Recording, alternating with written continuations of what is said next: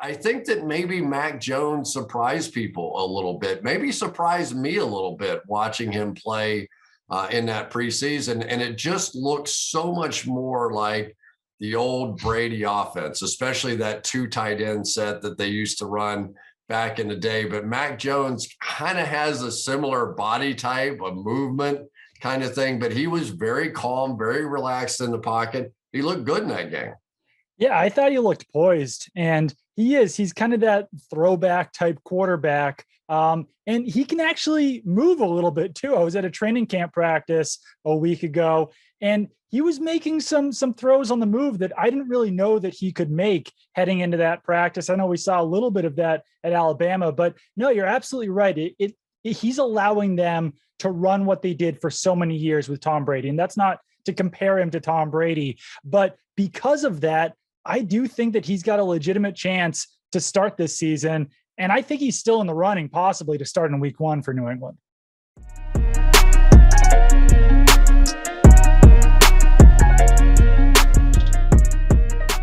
All right, well, welcome into the Cris Collinsworth Podcast. Today, we're going to unearth some stories for you within the PFF broadcast team. We've got a whole new news division that we're very excited about, and we're going to have 3 of the key guys on today to go over all the stories of the day. Ari Meirov, Doug Kyed, and Brad Spielberger are all going to be a part of the program. This is really, as we get closer and closer to opening day, this is really what the NFL is all about, not so much the games on the field, if you will. But before we get there, I want to remind you about all the awesome products at PFF right now. It is already fantasy football season, and you may remember we had that little 40% off sale the last few weeks. The sale ended yesterday, but a little special gift to you if you're listening to this show. If you use promo code SAVE40, for my listeners, we're going to take advantage and let you guys take advantage of that old sales price. So you can get access to PFF's Fantasy Football Draft Guide, complete with our player rankings and projections, College Football Preview Magazine, the first edition of the 2022 NFL Draft Guide, and unlock all the great PFF article content on our site. Again, use promo code SAVE40 for 40% off any PFF subscription. Get access to all the PFF fantasy tools. It is fantasy season, and it's only $5.99. And tell them Cris Collinsworth sent you. So now off we go here with the guy you're going to enjoy listening to with some of the really big stories of the game. Ari Meirov up first. All right, welcome in Ari Meirov now to the program. And you probably know Ari from My Sports Update, over 500,000 followers there, and has done a fantastic job. Now a part of the PFF team, and we're thrilled to have you. How's it been going so far? Well, it's been going really well, Chris. It's been a month so far now here at the company, and I've gotten to know a lot of people here. I mean, the company is just huge with so many people around here, and it's just been amazing. Everyone has been so nice. We all work off each other, and it's been just fabulous so far. Yeah, it's the loony bin, as I like to call it down there. So, but it is a fun environment. It's the closest thing really to a locker room that I've experienced since leaving the game. So I always have a great time going to the office. So many things to cover here with you, and you got your hand on the pulse of just about everything. One that sticks out to me right away, of course, is the Michael Thomas situation in New Orleans. That got pretty ugly for a while. It did. I mean, that situation was fascinating because, they rewarded him with a very big extension in 2019. Then he has that record-breaking year. And then all of a sudden last year, the season starts. They beat Tom Brady in his debut. And then he suffers an ankle injury in garbage time when he really should not have even been out there. And he wasn't happy about that. And that's really where this friction really started. He was recovering from the injury. He had an ugly practice fight with a teammate, Chauncey Gardner-Johnson. After that fight, he talked back to his coaches, including Sean Payton. They fined him a game check. They kept him inactive for a game. He came back, that season, but he just wasn't himself. The ankle never fully healed. They wanted him to, have surgery after the season. He got a second opinion. They said he could rehab it for a month and come back to us. And then he just never came back, and he went dark on the team. And, eventually he reported in June to OTAs, and his ankle wasn't fully healed, and that's when he had the surgery, and now he's going to miss the start of the season. And of course, Sean Payton went public with this, saying the surgery should have happened much earlier, and it didn't. Thomas fired back on Twitter saying the Saints are trying to ruin my reputation. Both sides were just taking shots publicly, which is just so rare for the Saints. And there was a lot of chatter last year that they could look to trade him, but that contract is a really tough contract to trade, especially with the Saints salary cap situation. So I know both sides had a meeting on Saturday. Sean Payton and Michael Thomas, they spoke, but this situation, I don't think one meeting is just going to resolve all of this. This has been dating back to last year. I think too much has happened there for just one meeting to resolve this. So Sean Payton is not happy about all of it. But for the team, entering a new era without Drew Brees, whoever the quarterback is going to be, to not have Michael Thomas, to have like Marquez Callaway and Traquan Smith as your wide receiver is a very tough situation. So I'm still watching this Michael Thomas situation. I don't think it's over yet. I want to see how it all plays out because there is a lot of friction there. But it doesn't sound like there's an alternative. It doesn't sound like that they could trade him or they could cut him or they could do anything with him other than just wait at this point, right? Financially, it just doesn't make any sense. It's a very tough contract to trade. If they were to trade him, they end up paying him for 1 year and $40 million, which is just that's not how you do business in the NFL for a wide receiver, $40 million over 1 year. And then the dead cap money, I think it would be $9 million this year, $22 million next year. And considering how the Saints went all in with Drew Brees, just cap wise, it's pretty much impossible for them. But the Saints have done this type of stuff in the past. I mean, they traded Jimmy Graham after 1 year into his extension. They released Junior Gillette back in the day after 1 year into a big deal. So they have done this type of stuff in the past. If it doesn't get fixed, I am going to be watching to see what they end up doing because that is a very aggressive front office. We know that, and Mickey Loomis has made magic happen when it comes to the cap. So we're going to be watching this one very closely.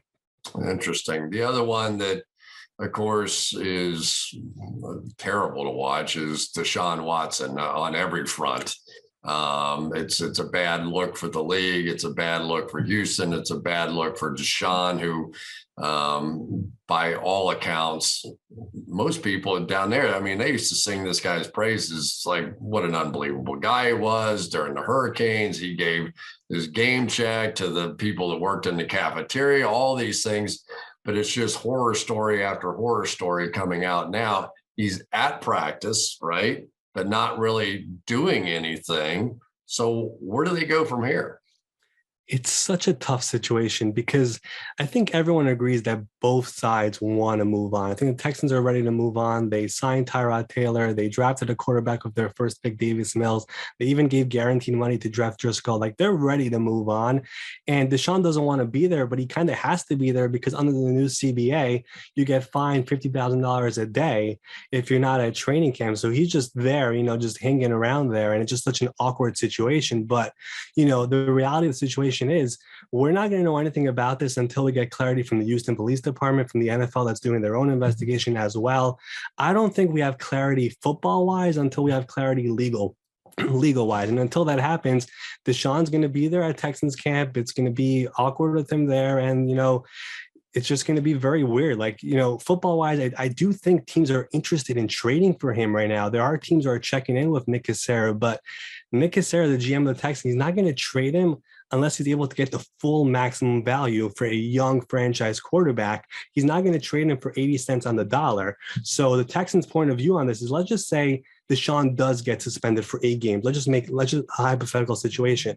You're not trading for Deshaun for 1 season. You're going to be trading him for the next 10 or 12 years. So we're going to want to get multiple first round picks. We were going to want to get a couple of young players from a team that is trading for him. So I don't think we're going to see a team giving up full value in a deal until there's clarity there. And then the other part about this is that it's not a trade that just happens in one GM and another. There's going to be ownership involved in this as well. They're going to want to know exactly what's going on. We're trading for a player who is a super talented player, but there's a big cloud over his head right now. So it's not as easy as it sounds. I think we're all just in a waiting pattern right now because there's way more to this than just football. The saddest thing is the team that needs him the most is Houston. And they can't make that work there. Are there any other teams that you know about? I mean, let's pick something out of the air. The Pittsburgh Steelers. I mean, if Ben retires, there are places obviously with great tradition that would be willing to give up a lot to get a quarterback that would be their quarterback for the next 15 years.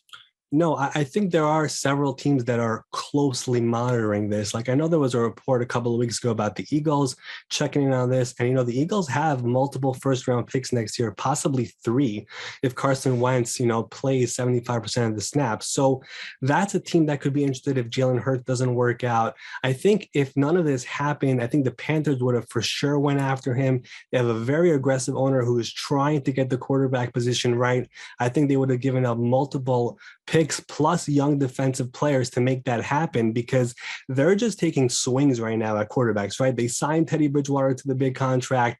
They gave up, a second round pick, a fourth round pick, and a 6th round pick for Sam Darnold, which a lot of people think they overspent for that. So that's a team that could potentially be interested there as well. I think Washington after this year, after Ryan Fitzpatrick is done, there could be an interesting team. There are multiple teams around the NFL that would be interested in Deshaun Watson, Denver as well. But again, there's a much bigger aspect to this right now that's much more important. So until that gets resolved, all this football stuff really doesn't matter.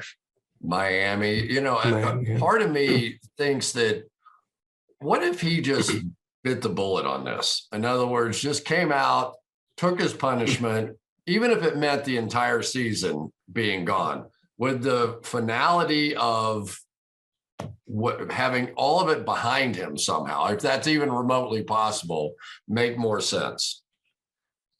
Again, it really, all of this doesn't matter until we get resolution on what's going on, because there are 22 women here who, have a civil lawsuit against him. So until we get anything there, all of this doesn't matter. I don't think any team is trading for him right now unless we have clarity there. It doesn't really matter what happens if he gets the year off. If the legal situation isn't clear, none of this matters right now. And that's why people are checking in with the Texans. That is happening. They might be working on what could be a potential trade, what it would look like. But I don't think a trade is going to happen until we know what's going on there on the legal side. No owner is going to go out and say, yes, we're going to approve this trade until that happens. Could you imagine the papers in Philadelphia if a trade like that happens? I mean, I don't think any owner would be okay doing this with this big cloud over his head.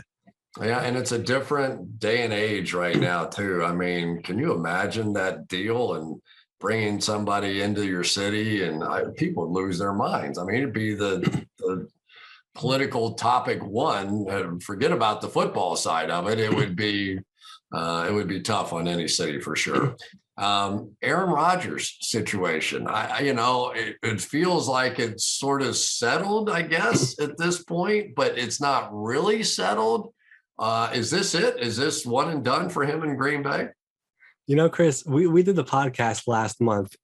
Who could have imagined that on August 17th, this Aaron Rodgers stuff would be like a non-story anymore? Like we're not talking about it anymore. Like it's not on Sports Center. It's not on ESPN. We don't hear about it anymore. It's honestly amazing.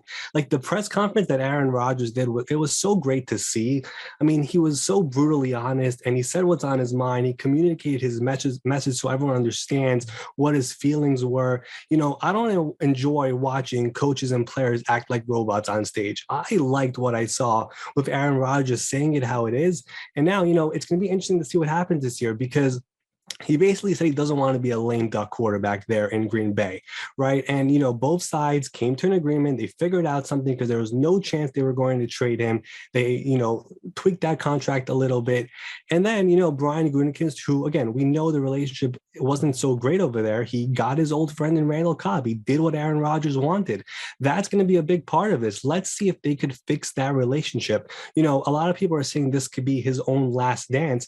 I could see a scenario where he'll they'll be back for multiple years in Green Bay. If both sides here could just talk and have proper communication and do a little bit similar to what's going on in Tampa Bay with Tom Brady, right? If they could just talk to Aaron Rodgers and hear his side of things, I think there is a situation here where, Green Bay could have another great year. They have a Super Bowl ready roster. They have a great running back, a number one wide receiver in Devontae Adams, David Bakhtiari, Jair Alexander. These are top players in the league, not just, on their team, so this is a team that could make a Super Bowl. What if they make a Super Bowl run? What if they win the whole thing? Could there be a scenario where the Packers and Aaron Rodgers come back again next year and they're like, hey, we're willing to extend you, give you a 3-year deal, do something like that? I think both sides are clearly communicating well once again. I think there is a scenario here where Aaron is no longer that lame duck quarterback and he could end up finishing his career in Green Bay, as crazy as that might sound after all that happened this offseason.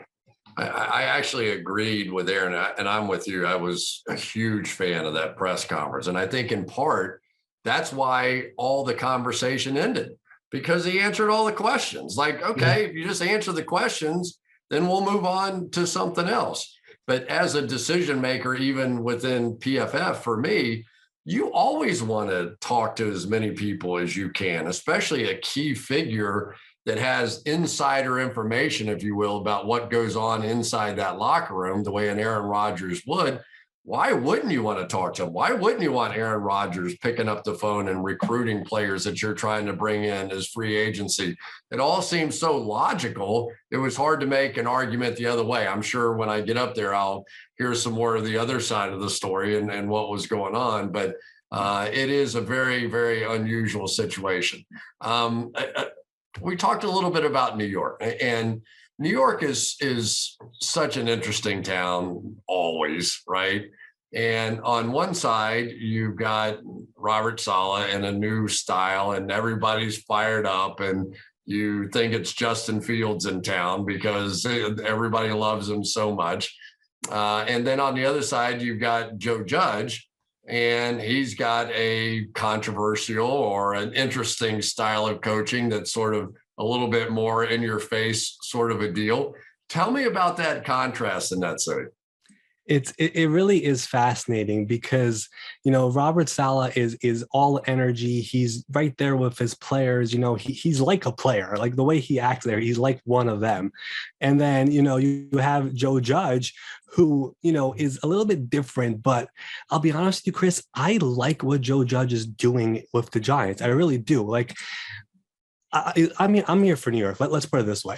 I've talked to a lot of Giants fans here. What they had before Joe Judge simply did not work. They were awful. Pat Shurmur and Ben McAdoo are great offensive coordinators, but they couldn't lead a team. They needed discipline. They needed focus. They needed an identity. It just wasn't working up until now. You bring in a guy like Joe Judge, who's very intense, who is very demanding. He swears a lot. I mean, he wants to get the most out of his players, but, that's who he is. It's authentic, it's genuine, and it's not an act. He reminds me of Tom Coughlin a little bit. If you look at the Giants last season, their players bought into this. They started the season 1-7, but they were in most of those games, and they almost beat the eventual Super Bowl champs on Monday Night Football. They finished the season 5-3. They almost won the division. They played tough for Judge. They were competitive every snap. I mean, if you remember, they beat Seattle in Seattle with Colt McCoy as their quarterback. I mean, that was impressive.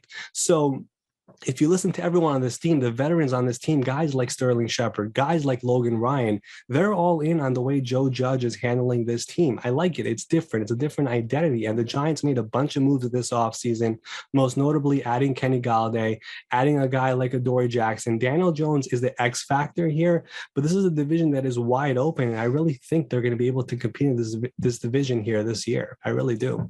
Flip over to the Jets for just a moment, because Zach Wilson to me is a guy that I thought looked really impressive in that preseason game. I loved him coming out. I thought he had a little bit of an Aaron Rodgers sort of flair to him, and I didn't see anything in the first one to take me off that opinion. But it was also a light went on for me watching that game that you could tell what Robert Saleh was going to do. He's going to play defense. He's going to use the 49ers running game with Mike LaFleur out there now. He's going to take pressure off his young quarterback, and he's just going to try and stay competitive to the fourth quarter and see what happens. I mean, every other young quarterback was throwing it 20, 22 times, and Saleh was like, just let's keep it nice and clean. Let's not get him hit. Let's take advantage. And for a guy that has to play his young quarterback, was a pretty good approach. It was, and there really is a breath of fresh air there with the Jets, with Robert Saleh in, with Zach Wilson in, who's like, there's a lot of energy there for that team. I really did like what I saw out of Zach Wilson as well there in the preseason game. He didn't do any obvious mistakes. Whenever he had to check it down, he checked it down. I mean, like, I like the approach there. You talked about Mike LaFleur, Matt's brother.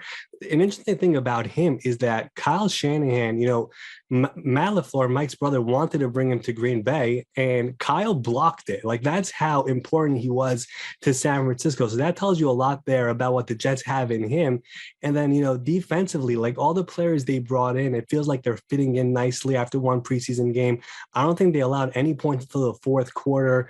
Robert Saleh is all energy. The players love playing for him. And you could just tell there's a different vibe there with the Jets. I mean, it's just so different there after all these years. Adam Gase clearly didn't work out there. Sam Darnold didn't work out there.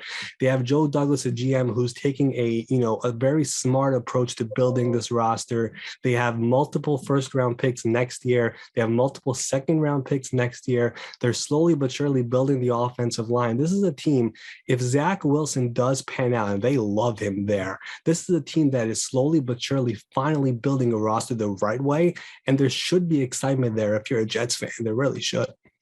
Yeah, it's Barrett Tucker still is not playing. Elijah Moore still not playing. That both those guys injured. So I just think the Jets have a chance. I don't think they're going to make the playoffs or anything, but it would not surprise me. I know Robert Saleh very well, and he's a natural leader without being a screamer and a yeller. And I just have a feeling he's going to be a hugely successful head coach. One final note here. The Atlanta Falcons came out this week, 100% vaccinated. First one we've seen. There are money issues in the NFL because the salary cap is not anywhere close to what it had been budgeted for. With a lot of these teams, it's much lower than expected. So how do you think this vaccinated, not vaccinated kind of stuff is going to play in here? It's a very interesting topic because, the NFL, first of all, has done a pretty good job of just, educating players and not forcing them to get it, even though the differences between being vaccinated and unvaccinated, it's really two different worlds. But, we're recording this here on Tuesday, and rosters must trim to 85 by 4 o'clock today, right? By the end of the month, rosters have to be at 53 for each team. Now, the NFL sent a memo last month saying, hey, you guys cannot cut a player based off their vaccine status. But if you look at the tea leaves around the league, look at what Ron Rivera has said, look at what Mike Zimmer has said, teams are not going to be following that rule. I mean, it's become pretty obvious. Like, if you're a top player who has a lot of guaranteed money and you can get released, like Kirk Cousins, for example, who's not vaccinated, yeah, you're going to be on the roster. But let's just say over here, by the end of the month, there's a roster decision, 2 linebackers. One is vaccinated, one is not. Who are we keeping? The team is going to be cutting the player who is not vaccinated. That's like the situation that we're in right now, because it really is a competitive advantage to have as many vaccinated players as possible. I mean, we already know all the rules the league put out there. The Falcons are the first team to get to 100%. I know there are a couple of other teams that are very close to it, but a team like Minnesota, I mean, Kellen Mond is not vaccinated. Kirk Cousins is not vaccinated. Like, if they're a close contact anywhere, they're gone for a week. Like, that's a very tough situation to be in. So there is just a competitive advantage there for teams who have unvaccinated players. And I do know there are a handful of star players who are also not vaccinated right now. And that's going to be interesting in a lot of ways, because it affects not just, the games, but also, the betting aspect and all these different things that are going on around the NFL right now. So it's an interesting topic. And I think it's only going to heat up this month, especially as teams start trimming their rosters down. You can create some nightmarish situations with the unvaccinated players, and, I'm not even going to go to my total dark side of if somebody's unvaccinated, all it takes is one person to get in his face for a period of time and betting lines could be altered. You could, I hate to say it, but there are like horror situations that could happen with the league. The Raiders now requiring fans to be vaccinated to get in the stadium. Have we gotten any sort of pushback from that yet? Nope. So I actually tweeted that last night. It happened at 11:45 here in the East Coast. I mean, most people were like happy about this. I think it's a good idea. I mean, there are other teams out there like the Bills who are requiring masks in stadium. Now, if you're talking about a stadium with 60,000 plus fans, how are you going to be able to control that? The Raiders were like, listen, we're not going to be able to control it. If you want to get in the stadium, you got to get vaccinated or else you're not getting in. And the overall response has actually been fairly positive. So I thought it would get pushback. It did not get that much pushback, to my surprise, actually, which is obviously a great sign.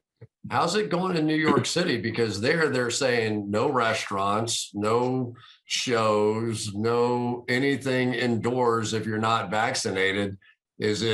Are people upset?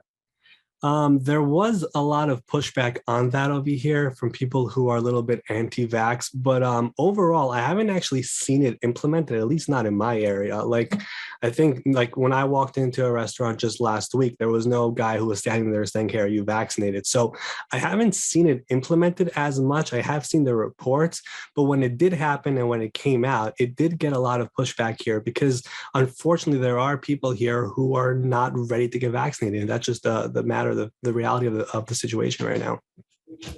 It is going to be another strange year indeed. All right, we're glad you're on our team and really appreciate all your work and can't wait to see what happens with our PFF news division this year. It's going to be great. For sure, Chris. We're building something special. I'll tell you that much. It's going to be a process, but we're going to see the results here very soon. It's going to be amazing. All right, we'll be right back with Doug Kyed. But first, a reminder that there is more preseason football this weekend. And if you listen to George and Eric on the PFF forecast, you know that you should be heading to the DraftKings Sportsbook app ASAP. The special this week is easy. Pacquiao versus Ugas.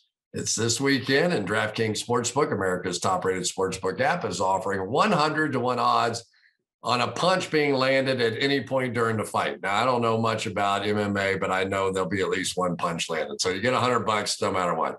That's right, $1 for either fighter. They land a punch, get you $100 in free credits. So download the top-rated DraftKings Sportsbook app now and use promo code PFF when you sign up to turn $1 into $100 in free credits when you bet on either fighter to win and a punch is landed during the fight. You can place your bet and watch the fist fly. Don't forget that's code PFF to turn $1 into $100 in free credits only at DraftKings Sportsbook. All right, Doug, well, welcome into the Cris Collinsworth Podcast.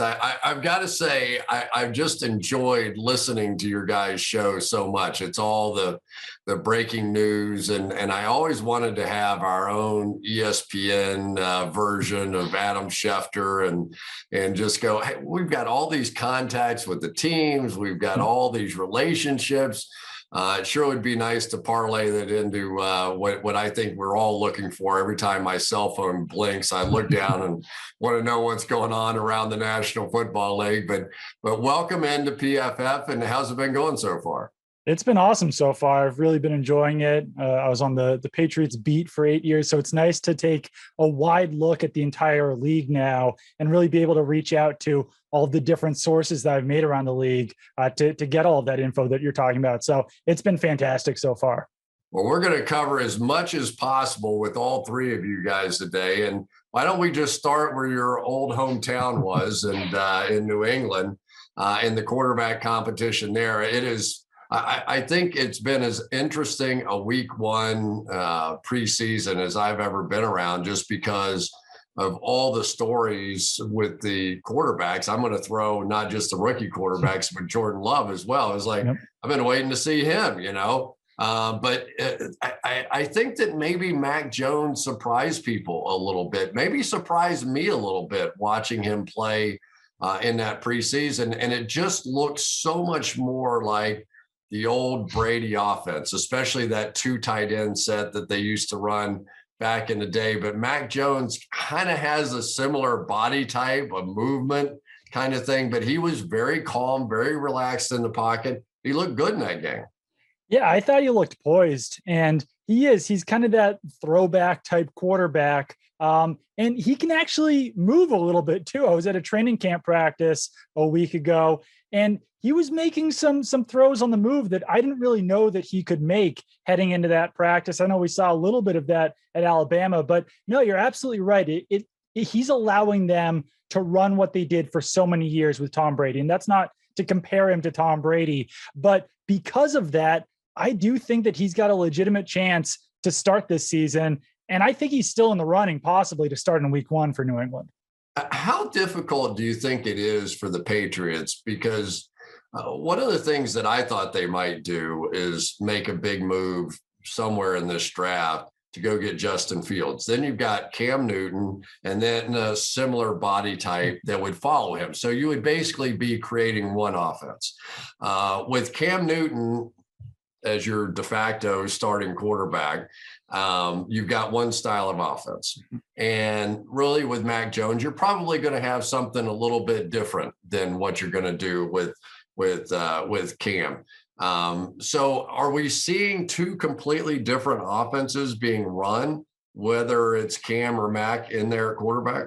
I don't think it's 2 completely different offenses. I would say that there's another element and some limitations when Cam Newton's in there. They might not be able to do everything that Mac Jones will be able to do, in the no huddle and just processing and everything. But then you also add in the athleticism of Cam Newton. That's going to add a different element as well. But I think that that's one of the reasons why the Patriots are giving both of those quarterbacks so many reps with the first team offensive line and with the first team offense, because those guys have to get used to both styles of quarterback. They can't just be used to Cam Newton out there. And then if the Patriots have to pivot and go to Mac Jones, then they would all be a little bit lost. So I think that is one of the big reasons why they're each sharing so much time in the top offense. It's interesting. Mac Jones did have the highest PFF grade among all those rookie quarterbacks with an 82, which is really excellent. Average depth of target was good, over 7, 13 for 19, 87 yards in that game. So let the beat go on. So far, Cam Newton is the starting quarterback, so nobody's blinking yet. The other one, of course, that's getting all the attention is Jimmy Garoppolo and Trey Lance in San Francisco. Now, everything that I read and heard out of San Francisco was that Trey Lance had dazzled. I mean, every practice, he was 14 for 15. He was this and that. He comes out in that game. He hits the opening shot, 80-yard touchdown pass. Everybody's losing their mind, maybe not quite as much as they are in Chicago, but on the same sort of scale. And then it was a little less than that. Mm-hmm. Trey Lance, started off looking like he was going to be the next Hall of Fame quarterback out of San Francisco, but he made some mistakes in the second half of his appearance there. Yeah, I think that everyone remembers the big plays off the start for Trey Lance, but yeah, it wasn't always pretty in that game. Had the fumble. Definitely an up and down performance for Trey Lance, but they're going to give him time. I really think I believe them when they say that they want to stick with Jimmy Garoppolo as long as possible. Even just look at how the snaps are being divided up in training camp so far. I think I read the other day that Trey Lance has only got 4 reps with the first team in practice. So that tells you right there that they're not ready to hand over the reins to Trey Lance yet. I think that that's probably the smart thing to do for the 49ers. I know that Jimmy Garoppolo has got his limitations in that offense, but you saw how well it went for the for the Kansas City Chiefs back when they had Alex Smith and Patrick Mahomes, rested Mahomes for a whole year, then turned it over to him. I think that you could be seeing something similar this year with the 49ers, where they give it to Jimmy Garoppolo until he gets hurt, falters, or for the rest of the season, and then really turn it over to Trey Lance in 2022 once Jimmy Garoppolo moves on. Yeah, I think the other thing is that unlike any of the other situations, even Chicago with Andy Dalton, I don't think you're going to enhance Andy Dalton's trade value if you let him play. I do think Jimmy Garoppolo's trade value could be enhanced. So let's say it plays out like this, because San Francisco is a good-looking team. I mean, no matter what, they're a good-looking team. And Nick Bosa is going to come back. You're going to get a lot of what they didn't have, George Kittle a season ago. But as you look at it, is it possible that Garoppolo could get them off to, let's say, a 5-1 start even? And all of a sudden, now you're starting to hear from Houston, or some team has a starting quarterback, maybe Dallas, that has a key injury, and they're just not wanting to wait on next season and give up. So now all of a sudden you can make a deal for Jimmy Garoppolo, and now you insert Trey Lance after he's gotten a chance to watch Garoppolo, work during the regular season, because it's different. Preparation, what you see in games, it's all different than what you ever see in preseason. I just think they have a chance to enhance Garoppolo's value a little bit based on if he got off to a hot start. No, I completely agree with you. I think it's probably more likely maybe that Garoppolo will be traded after the season, just because there would be some risk there for the 49ers if they do get off to such a hot start. They turn it over to the rookie, and then suddenly the wheels kind of fall off there. But it is interesting that you mentioned Houston, because I actually think that it's a legitimate possibility that could be Jimmy Garoppolo's next landing spot. I do think that there's still a connection there between Jimmy Garoppolo and Nick Caserio. I think that whether that is this season, if he gets off to a hot start, or even after the season, once they're really ready to turn it over to Trey Lance, I think that the Garoppolo could be moved over to Houston. Obviously, some other chips have to fall before that happens. Deshaun Watson would have to be traded. Davis Mills couldn't obviously emerge this season, but that's definitely something to watch for in the future, is Jimmy Garoppolo headed to Houston. Yeah. Just one other note. I can't let you get out without talking about Justin Fields a little bit. Because he was just the opposite. He sort of started slowly in that game. I don't even know if they picked up a first down the first 2 or 3 series that they had. But then you started to see the scrambling. You started to see the running. You started to see some of the ad-lib plays that sets apart a guy who's 230 pounds and runs a 4.4 or whatever. I mean, I've never seen a monster like this. And you start to project ahead to opening night on Sunday Night Football, and Aaron Donald working against that Bears offensive line that's really kind of a mess right now. I mean, I don't know how else to say it. You've got Jason Peters, who's signed, who's 38, who I think may be a Hall of Fame player down the road, but it's kind of lets you in on just how desperate that football team is right now with that offensive line situation. Are they better off with a Justin Fields where at least he can move and escape a little bit? They probably are. I mean, like you said, that offensive line is a mess right now. They took a risk there where they drafted Tevin Jenkins, who was a right tackle in college, and just expected him to slide into that left tackle spot right away. And that really hasn't worked out. Tevin Jenkins has been hurt all summer now. So then they had to pivot and bring in Jason Peters. So yeah, I think it would, in an ideal situation, they would have that athletic quarterback there in Justin Fields, who, like you said, runs a 4.4 at 230 pounds, unbelievable athlete.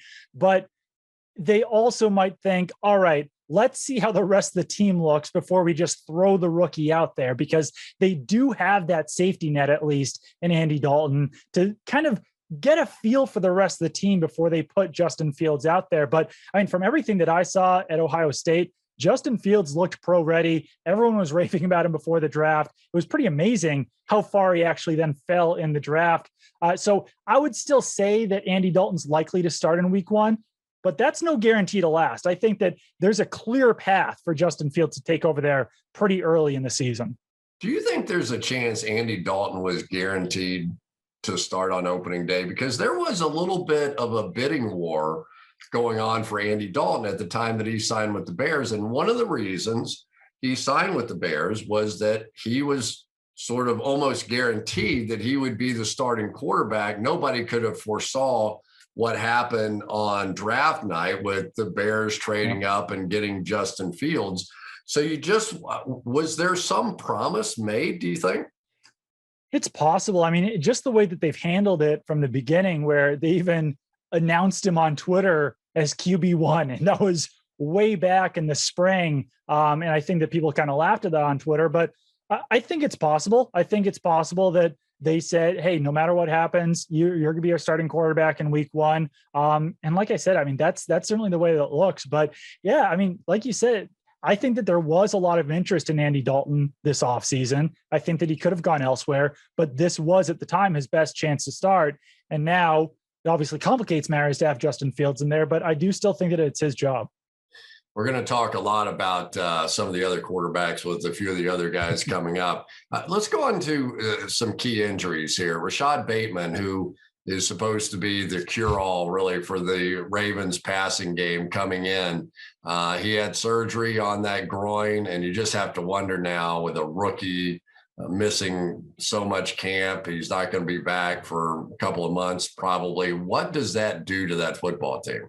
It's tough. It's really tough because Rashad Bateman looked great in the training camp practice that I went to a week ago. And it looked like he was really ready to emerge as that number one pass catching weapon in the Ravens offense. But now he's injured. Marquise Brown is still injured. Sammy Watkins has been on and off the field. So it really looked like that passing attack could have been transformed this season by adding in Bateman and bringing in Watkins and having Marquise Brown back. And now you kind of have to press pause on that because Bateman might not even be back until the end of September at this point.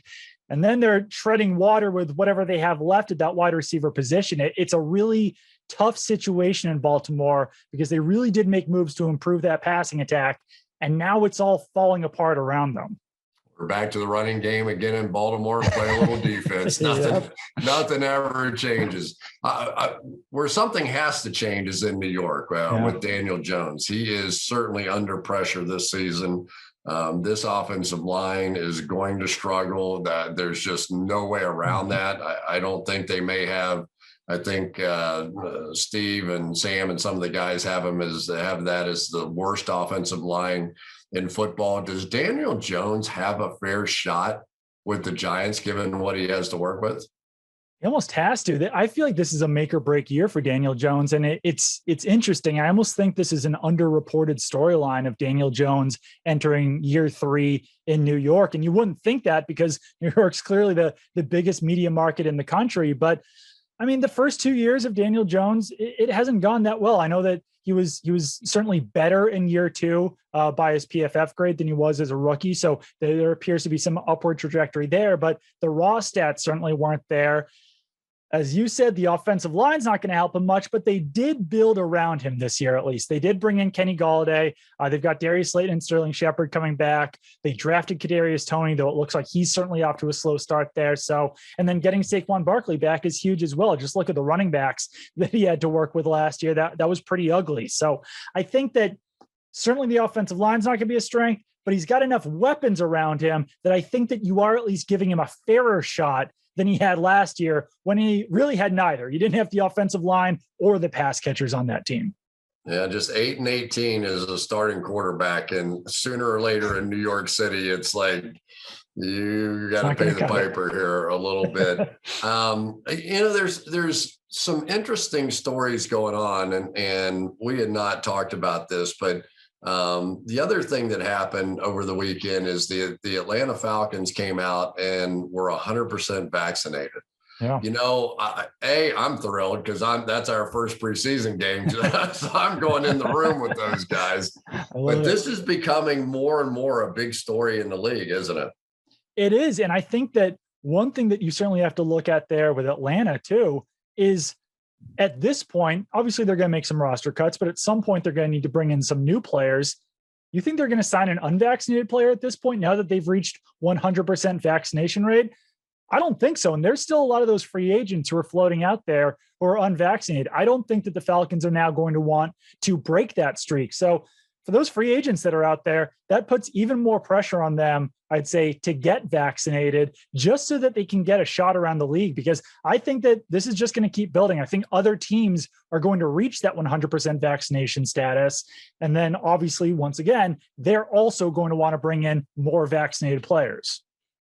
Doug, I could go on all day with you. I greatly appreciate it. I want to introduce as many people on our media team as I can today. So thanks very much, and keep it rolling. You guys are doing a fantastic job. I listen to every one of your podcasts just to get caught up with what's going on. And congrats on a great start. I really appreciate it, Cris. Thank you very much. All right. Well, thanks very much to Doug. We are now going to move on to our cap expert and Brad Spielberger. And Brad, welcome to the Cris Collinsworth podcast. I've been listening to you guys on the other show, and it's fun. All the breaking news and your updates with all the salary related stuff. For people who don't know Brad, he used to work with the Minnesota Vikings, and he's a proud graduate of Tulane Law School and worked for OverTheCap.com, and we stole you. So I'm not even ashamed of it, but you've been a great asset to us. And there's so many different things going on. And we were just talking off the air a second ago that August really has historically been a pretty big movement kind of time. But I would think this year with the veteran players, and now that these teams have had a chance to see their young players in camp, and the salary cap being so much reduced over what it was expected to be, this could be crazy at the end of August, couldn't it? 100%. And I think the big thing too is for some guys, you're getting a look at 2 years of draft classes or 2 years of, rookies, because you didn't have an off season last year. So much more ability to see a lot of young players, as we discussed last time I was on. Yeah, thanks for having me back. A lot of guys that have great surplus value contracts and teams try to build around. So I definitely think, just like the last couple of years, going on the list quickly, Yannick Ngakoue was the big move last year. Laremy Tunsil moved this time a couple of years ago. Khalil Mack moved around this time a couple of years ago. I think that, coupled with the fact that we have some teams here that I think really recognize there's a window for them, whether it's with an aging quarterback like a Pittsburgh and Ben Roethlisberger, or Green Bay and Aaron Rodgers. And I think this player empowerment era, beyond just those guys wanting more money for themselves, I think also is saying, let's pay some guys, let's make a push. And I think we could see that across the league. It's interesting. Geno Atkins, for example, the Dallas Cowboys just lost Neville Gallimore, who I guess was going to be their 3 technique this year. And now you start going, okay, now they've had issues a year ago on the defensive side, now a struggle. Is it possible that some of these free agents start getting picked up? Richard Sherman, for example. I mean, I'm sure Richard wanted X for a salary to come back, and now it's probably much lower if, in fact, he wants to come back and play. Are some of these veterans now going to be in a position where they're going, wow, I really am going to have to take a big cut if I want to come back and play football? I think the big signal there to me was the Justin Houston deal in Baltimore to just get $3.5 million in base value. Yes, there are some incentives there to boost that, but when you look at some of the kind of older guys that had been cap casualties from their prior teams, all have warts for whatever reason. Melvin Ingram, very good player, just signed with Pittsburgh, but missed half the season last year. You mentioned Geno Atkins. Similarly, Justin Houston was a very good football player last year, has been a good football player for a very long time, obviously signed a record contract at some point in his career not too long ago. So as a guy who's used to holding out and getting good money, and still had to ultimately just take a deal that is frankly beneath what he's worth. I think the rest of the market now needs to understand that's where we're operating, because the money is just gone at this point. Yeah, a lot of it's gone to Josh Allen, who came out and he got paid. That was good for Josh. He deserved it. He had a fantastic season a year ago. But it is quite the opposite for these young quarterbacks, because one good year, which is really what Josh had. He had one not good. He had a great year last year. But it's not going to be easy. I mean, tell me about that deal, and maybe tell me a little bit of how it's ultimately going to impact the Baker Mayfields, the Lamar Jacksons of the world, as they now look for their contract too. It sounds like this deal really did come down to the wire. There's been some great reporting about it. Oftentimes you see things in the media like, we're okay if a deal doesn't get done, we'll wait till next offseason. You think a lot of that's posturing and just kind of trying to increase your leverage as a club because you do have those years of control left. But it sounds like there really was a back and forth here, and they weren't, going to come to an agreement. And the big sticking point and the big thing, which will not only impact Lamar Jackson and Baker Mayfield, but every quarterback extension going forward, is that the Bills were able to point to the Patrick Mahomes mega deal and say this standard 4 years that a lot of quarterbacks have moved to, Dak Prescott, Deshaun Watson, Jared Goff, Carson Wentz was this traditional 4 years because they want to get back to the market as soon as possible. They said, Josh, look, Mahomes is the best player in this league, and he took 10. So maybe you're not getting, we're not getting 10, but we're not taking less than 6. And I think that is going to be a tough hurdle to overcome. On the other side of the spectrum, from the player side, I think what essentially the teams have agreed with these quarterbacks is we don't want to follow the Kirk Cousins structure where you're going to get 3 or 4 or 5 fully guaranteed years right away, but they are going to have these rolling guarantees. So the guys' protections and assurances are very high. And frankly, it's just another way of them avoiding using the term fully guaranteed or letting it get out there that they do deals like that. But a fascinating deal for sure. $250 million for Josh Allen, not too bad. And I think Mayfield and Lamar, I think will also work down to the wire to get something done before week 1. But we really don't see the new television deals kick in for another couple of years, right? Where they're going to get the full value of that. Is it possible that Patrick Mahomes actually took way undervalued? I mean, way undervalued for what he could have potentially taken out of the Kansas City Chiefs. And it kind of set the market for all these other guys, not only on contract length, but that $50 million barrier still exists, where I still think that, I mean, what are they going to do? Not sign Patrick Mahomes? I mean, they had to sign him no matter what, right?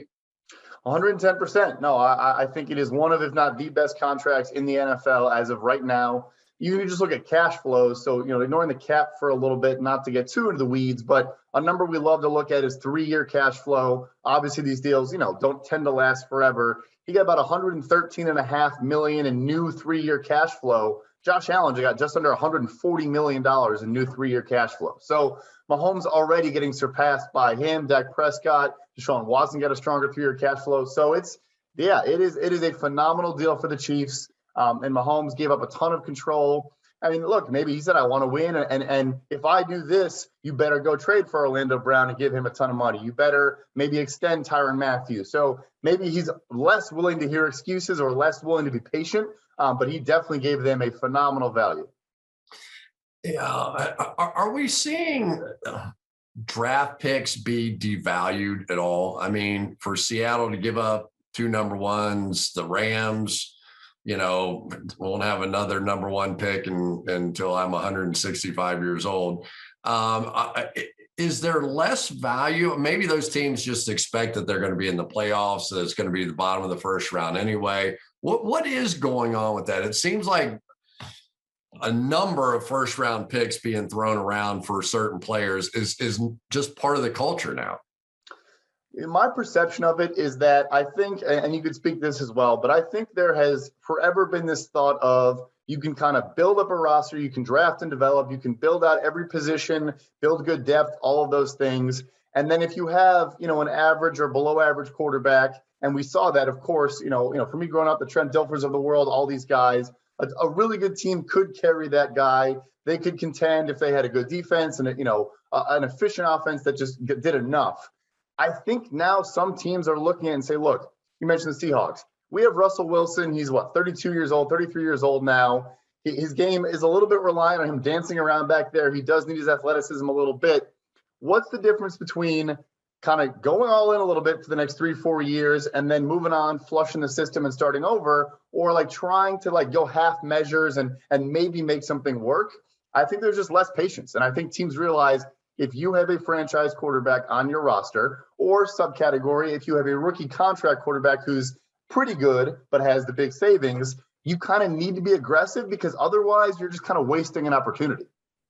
Is that what's going on in Pittsburgh right now? The signing of Joe Schobert, but they've got contract issues coming up. I mean, that was a tremendous defense a year ago. They maybe have 1, maybe 2 years left with Ben, something like that. Are they trying to push some chips in?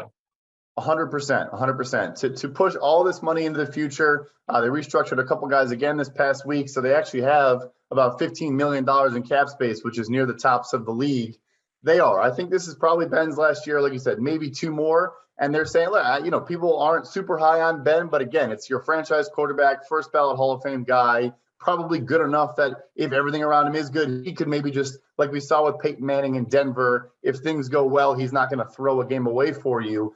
And I think all these deals in this past couple of weeks, the Ingram deal, the signing, and this now trade for Joe Schobert, pretty highly paid linebacker, is 100% indicative of that. And like you said, they also have two players that probably want to become the highest paid players at their position in TJ Watt and Minkah Fitzpatrick. And deservedly so. I think it probably in Pittsburgh comes down to they change offensive coordinators. And last year, maybe in part because of Ben's elbow and the issues that he had, came a quick release, just get the ball out of his hands, short throw kind of offense. And I think even Ben has acknowledged that, maybe I wasn't feeling quite the way that I should have a season ago. But I do feel like there's a chance that we see a little bit more of the old style Steelers, maybe running the football more than ever, some deeper shots down the field, but all that's just so dependent on if that offensive line can hold up.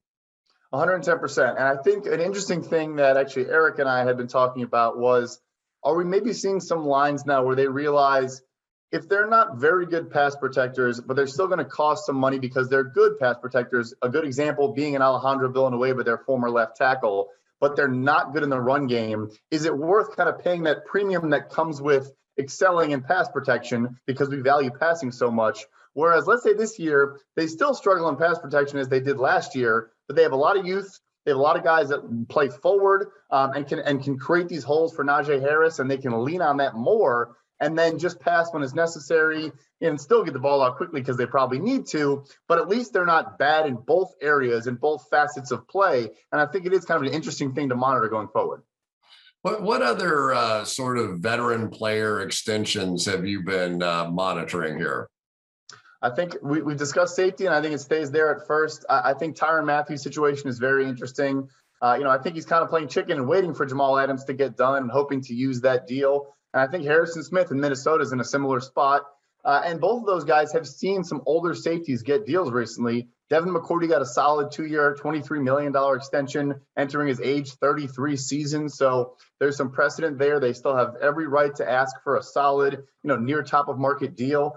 I think Chandler Jones probably does not show up to Arizona, or at least isn't 100% invested without new money there. After you bring J.J. Watt in, he wants to be invested in himself. So that'll be a very interesting one to see play out as well. And I think these teams are in a spot, all these teams, I think players are also starting to realize if the team has an impetus to win, and yes, you want to win every year, but you look at an Arizona, if Arizona wins 6-7 games this year, I think we'll probably see a new head coach, a new general manager, and so on and so forth. So when there's pressure like this, I think the players realize you can hold their feet to the fire, and it tends to work out. One final question for you, and this is off the charts. We haven't talked about this much, that in Chicago, you've got a coach and a general manager who are sort of on thin ice, right? Whether that's justified or not, you make the playoffs 2 out of 2 or 3 years, and all of a sudden you're on thin ice. And by our standards anyway, their quarterback play had not been very good during any of that time. But you've got coaches and GMs that now have to decide whether to play a quarterback or not play a quarterback in something that may hurt them or help them, depending on what they do. I mean, that's a tough spot for the whole organization, because now you're going to be looking at those decision makers and going, are they doing what's best for them? Are they doing what's best for the team? 100%, Chris. I'll tell you, I'm from Chicago. I'm lucky enough that I was actually in town last weekend. I have never heard a preseason game of anything as loud as Soldier Field was on Saturday when Justin Fields trotted out onto the field for his first series. And they didn't do anything for his first 3 or 4 series, and still the 5th and 6th and 7th one, him coming out, people were standing up. The place was almost full for a preseason game. So I think we talk about the aspect of that, of are they protecting themselves? I think fans and also the locker room, it gets to a point where if Fields is going to look better than Dalton day after day after day, the locker room eventually is going to say, look, coach, you got to play this guy. Even if it may cause us to lose games, he just deserves the opportunity to show that he can do it. So I think that the pressure is coming from every direction, every angle. It will be tough to monitor because their schedule is an absolute gauntlet if you go check it out. But eventually the guy's got to get some reps and take some lumps and make some rookie mistakes because he is the future. No doubt about it. And he could scramble, which might be needed in Chicago this year as well. Trey Lance is the same situation in San Francisco. I mean, everything I've read about him in practice is he's been so dominant in practice. Maybe, he had flash good moments in this game. I didn't think it was great in the game, was good in the game. But you just wonder how unsettled that situation is too. For sure. I mean, I guess for him, he's got Trent Williams, one of the highest paid left tackles in football, whereas the Bears just signed a 40-year-old Jason Peters, and he's allegedly going to be, contending to start at left tackle. So like you said, it's a good thing Fields can dance back around there because he's probably going to need to. Yeah, the problem is that Trent Williams also just got hurt, so I don't know how bad that one is. So we will check that out as well. Brad, thank you very much. Awesome job as always. And we will check back in almost weekly during the season. So thanks. Thank you. All right. Well, thanks so much for tuning in today with the PFF News Division. I love those guys. They've been hanging out all day, and it is going to be a fantastic year here at PFF. Don't forget to subscribe to the podcast. Give it a little 5-star review. If you do that, I can hire more people to work at PFF. That'll be great. And we'll see you next week with another fantastic episode.